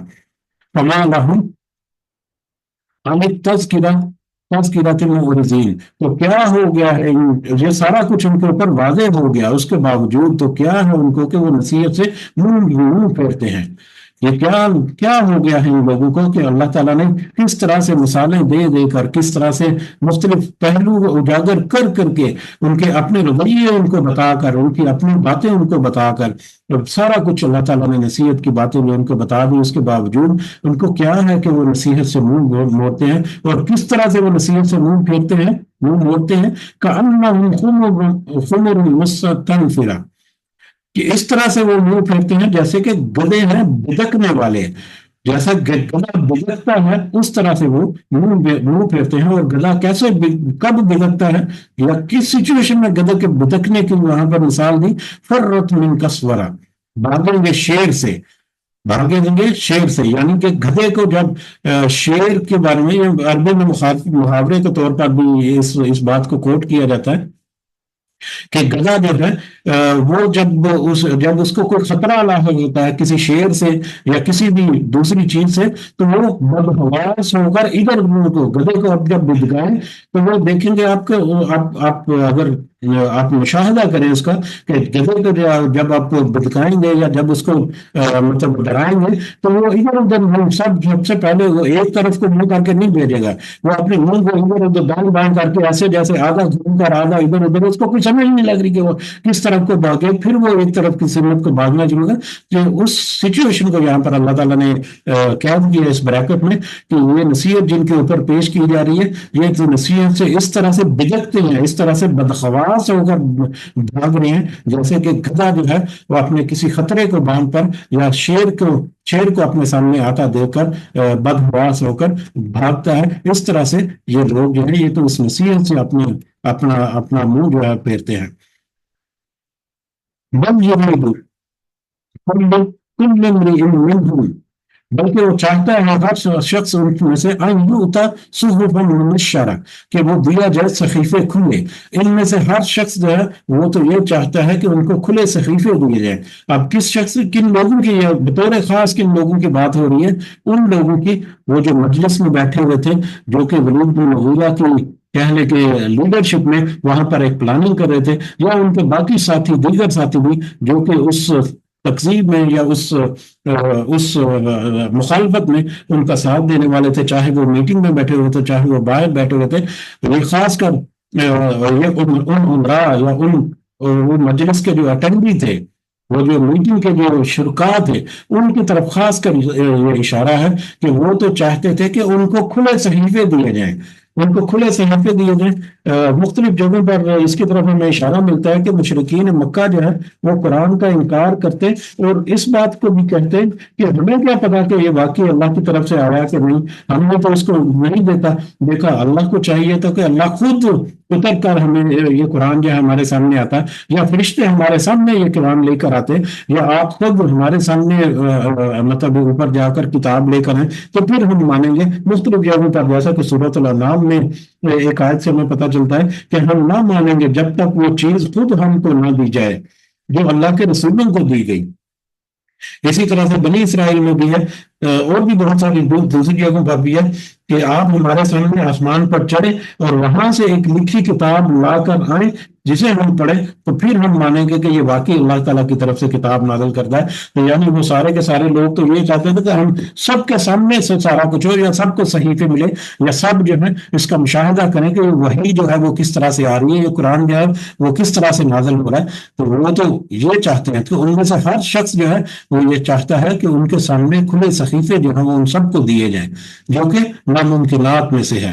اللہ ہرگز نہیں، ان کی یہ خواہش جو ہے یہ کسی طور بھی قابل قبول نہیں یا قابل عمل نہیں. بل لا یخافون الآخرہ، ان کا یہ انکار کرنا وہ اس وجہ سے نہیں ہے کہ وہ اس کتاب کو جانتے نہیں، یا اس کے کنٹینٹس کو نہیں جانتے، یا اس کی نصیحت کو وہ سمجھتے نہیں، وہ تو خوب گہرائی میں سمجھتے ہیں. جیسا کہ آج کی مجلس جس کا ہم نے تذکرہ کیا اس سے ہمیں اندازہ ہوتا ہے، یا اس سے پہلے سورہ خامن سجدہ کے بارے میں جو عتبہ نے نبی کریم صلی اللہ علیہ وسلم کے ساتھ جو واقعہ جس کا ہم نے یاد دہانی کے لیے آج تذکرہ کیا، یا اس کے علاوہ اور بھی بے شمار ہیں، ان سب کو اگر ہم سامنے رکھیں تو وہ خوب اچھی طرح سے جانتے ہیں کہ یہ قرآن یا کتاب، یہ کلام جو ہے ہمیں کیا کہتا ہے، یہ کس قدر سچائی پر مبنی ہے. اس کے باوجود وہ اس کا انکار کرتے ہیں. تو اس کا تذکرہ ہے یہاں پر کہ بل لا یخافون الآخرہ، بلکہ وہ کہ آخرت سے ڈرتے نہیں، وہ اس کی نصیحت کو سمجھتے ہیں لیکن اس نصیحت کو قبول نہیں کرتے، اس نصیحت پر کام نہیں کرتے، اس نصیحت کے مطابق اپنی اصلاح نہیں کرتے. یعنی ان کو قیامت کا خوف ہی نہیں ہے، آخرت کا خوف ہی نہیں ہے. آخرت کا خوف ہوگا تو پھر وہ ڈریں گے، اپنے انجام کا کسی کو خوف ہوگا تو پھر وہ آج مطلب کچھ کوشش کرے گا. اگر امتحان دینا ہے سال بعد 2 سال بعد، جو اسٹوڈنٹس جو ہیں اگر ان کو فیلئر کا ڈر نہ ہو تو امتحان کیوں دیں، وہ اس کی تیاری کیوں کرے. ہم نے کورونا کے پیریڈ میں دیکھا کہ مطلب ہمارے اسٹوڈنٹ جو ہیں وہ بہت ویک ہو گئے تھے. ہمیں اللہ کس طرح سے مثالیں جو ہیں ہمیں سمجھانے کے لیے بتاتا ہے. کورونا کے پیریڈ میں ہمیں کچھ فیڈ بیک ایسے ملتے تھے تو پاکستان میں خاص کر بغیر پیپرز کے ہی وہ پاس کر دیا انہوں نے 1-2 ٹرم یا 1 آدھ سال جو ہے کورونا کی وجہ سے. تو بچوں کی کمزوری اور لاغری آ گئی تھی، اور وہ ان کی یہ خواہش کہہ لو کہ ان میں ڈیولپ ہو گئی تھی کہ ہم بغیر امتحان کے پاس ہو جائیں. تو ایک رویہ جو ہے یقیناً اگر آپ تھوڑا سا نظر ذرائیں تو آپ کو یہ رویے جو ہے وہ ملیں گے. مجھے تو کم از کم ایسا فیڈ بیک آیا، بے شک وہ مذاق میں تھا یا بے شک وہ کچھ حد تک سیریسنیس بھی تھی اس میں، کہ مطلب اب دوبارہ سے ہمیں پڑھنا پڑے گا کہ جب تک امتحان میں ناکامی کا خوف نہ ہو تیاری نہیں کرتا. جو آخری امتحان میں جب تک اگر کوئی قیامت کے امتحان کا سوچے گا ہی نہیں، اس کے اوپر غور و فکر ہی نہیں کرے گا، اس کا خوف ہی اپنے اوپر طاری نہیں کرے گا، تو اب اس دنیا میں وہ کیا تیاری کرے گا. تو وہ آخرت سے نہیں ڈرتے بلکہ یعنی وہ اپنے انجام سے وہ نہیں ڈرتے. یہی وجہ ہے کہ آج ان کو تیاری نہیں کرتے دنیا کی زندگی میں. اللہ ہرگز نہیں، ان کی جتنی خواہشات ہیں وہ ہرگز ناقابل عمل ہے. انہم تذکرہ، بے شک یہ تذکرہ، یہ یاد دہانی ہے، یہ نصیحت ہے، یہ کلام، یہ قرآن جو ہے یہ تو ایک نصیحت ہے. فمن شاء ذکر، تو چاہیے کہ یاد رکھے، یعنی یہ تو ایک نصیحت ہے، کھلی نصیحت ہے، ایک کھلی کتاب ہے ہر ایک کے لیے. تو ہر ایک کو چاہیے کہ وہ اس نصیحت سے فائدہ حاصل کرے، اس نصیحت سے فائدہ حاصل کر کے اپنی اصلاح کرے. وَمَا يَذْكُرُونَ إِلَّا أَن يَشَاءَ اللَّهُ، اور نہیں وہ سب یاد رکھ سکیں گے مگر یہ کہ اللہ جسے چاہے. وہ یہ نصیحت جو ہے یہ اسی کے اوپر کارآمد ہوگی جس کے اوپر اللہ چاہے گا، یعنی جو توجہ دینا چاہے اس نصیحت کے اوپر، وہ تو اس کی طرف آئے گا اور اللہ تعالیٰ اس کی مدد کرے گا اور اس کو پھر اس نصیحت میں آگے بڑھا دے گا، لیکن جو اس نصیحت سے منہ پھیرے گا اللہ تعالیٰ اس کو پھر چھوڑ دے گا اور وہ پھر گمراہی میں ہی بھٹکتا چلے جائے گا۔ تو نہیں، وہ جو نصیحت جو پا سکتے ہیں وہ بھی اپنا ارادہ اور اپنا نیت کریں گے، اپنی تھوڑی سی کوشش کریں گے، تو پھر اللہ تعالیٰ چاہے گا تو ضرور اس کو اس میں پوری طرح سے کامیاب کرے گا۔ وہ اہل التقویٰ، وہی اہل ہے ڈرنے کے، یعنی اللہ ہی اس بات کا اہل ہے کہ اس کا تقویٰ اختیار کیا جائے، اسی سے ڈرا جائے، اور وَأَهْلُ الْمَغْفِرَةِ، اور وہ اہل ہے بخشنے کا، اور اسی کے پاس پورا اختیار ہے کہ وہ بخش دے اور معاف کر دے۔ یعنی اس نصیحت کو جو بھی قبول کرے گا اپنے اپنے ایمان کی کسی بھی کنڈیشن میں، چاہے وہ شرک کی آخری حدوں کو چھو رہا ہے، لیکن جیسے ہی وہ نصیحت کو وہ قبول کرے گا تو اللہ تعالیٰ یقیناً جب جب وہ چاہے گا تو اس کو اس نصیحت میں آگے بڑھائے گا، اس نصیحت میں اس کو کامیابی جو ہے وہ عطا فرمائے گا، اور پھر اللہ ہی اس بات کا حقدار ہے کہ اس سے ڈرا جائے، اس کا تقویٰ اختیار کیا جائے، اور جو اللہ کے اس حق کو، اس کا حق جو ہے دینے کی کوشش کرے گا، یعنی اللہ سے ڈرنے کی کوشش کرے گا، تو پھر اس کو یقین ہوگا کہ اللہ ہی ہے جو بخشنے والا ہے، واہل المغفرہ، کہ اللہ ہی بخشنے والا ہے، اس کا پورا اختیار رکھتا ہے۔ جو پھر وہ توبہ کرے گا اللہ تعالیٰ اس کو ضرور بخش بھی دے گا، اور نہ صرف اس کو بخش دے گا، اس کے گناہوں کو معاف کر دے گا، اگر وہ چاہے گا تو اس کے گناہوں کو پھر نیکیوں میں بھی بدل دے گا، اور پھر اگر وہ مزید اگر چاہے گا تو یقیناً اپنا فضل و کرم اس میں ایڈ کر کے اس کے اجر کو اور بڑھا بھی دے گا۔ تو اللہ تعالیٰ سے دعا ہے کہ آج کی آیات میں بھی بہت ساری ایسی باتیں جو ہماری آنکھیں کھولنے کے لیے کافی ہیں، ان سے ہمیں نصیحت حاصل کرنے کی توفیق عطا فرمائے۔ آمین یا رب العالمین، وما علینا الا البلاغ المبین۔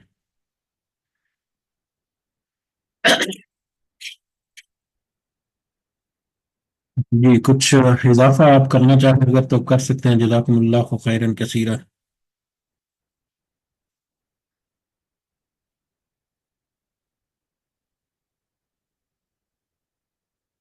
جی، اختتام کی طرف بڑھتے ہیں، سب کو دعا میں ضرور یاد رکھیں، اللہ تعالیٰ ہم سب کا حامی و ناصر ہو، ہمارے جتنے معاملات ہیں ان سب میں اللہ تعالیٰ ہماری خاص مدد فرمائے، اور ہماری خاص حفاظت بھی اللہ تعالیٰ فرمائے، کہ جس قدر سے فتنے ہیں ہمارے ارد گرد کے، ان فتنوں سے اللہ تعالیٰ ہمیں محفوظ رکھے، ہمارے والدین کو اللہ تعالیٰ صحت سے بھرپور زندگی عطا کرے، اور جو ہمارے والدین اور بزرگ اور سارے نیکوکار اور سارے مومنین اور مومنات اس دنیا سے رخصت ہو گئے، اللہ تعالیٰ سب کو جنت الفردوس میں اعلیٰ مقام عطا فرمائے۔ رب ارحمہما کما ربیانی صغیرا، رب ارحمہما کما ربیانی صغیرا، رب ارحمہما کما ربیانی صغیرا۔ یہ چیٹ میں کچھ میسیجز آتے ہیں، وہ میسیجز میں پڑھ تو ضرور لیتا ہوں، لیکن اس کا جواب میں اپنے دل میں بھی میں ضرور دے دیتا ہوں۔ بہت نوازش کہ اس طرح سے کمنٹس آتے ہیں، لیکن اکثر جو ہے اس کا جواب میں اس لیے نہیں دے پاتا کہ میرا فوکس زیادہ تر جو یہی ہوتا ہے۔ تو جزاک اللہ خیرن کثیرہ، آپ سب کی تعاون، آپ کے سب کی پارٹیسپیشن، یا آپ سب کی جو ساتھ ہے اس مجلس کا، وہی اس مجلس اللہ تعالیٰ کی رحمت اور اللہ تعالیٰ کے فضل و کرم کے بعد آپ کی کوشش جو ہے وہ اس مجلس کی کامیابی کا باعث ہے۔ اللہ تعالیٰ آپ سب کو اجر عظیم عطا فرمائے،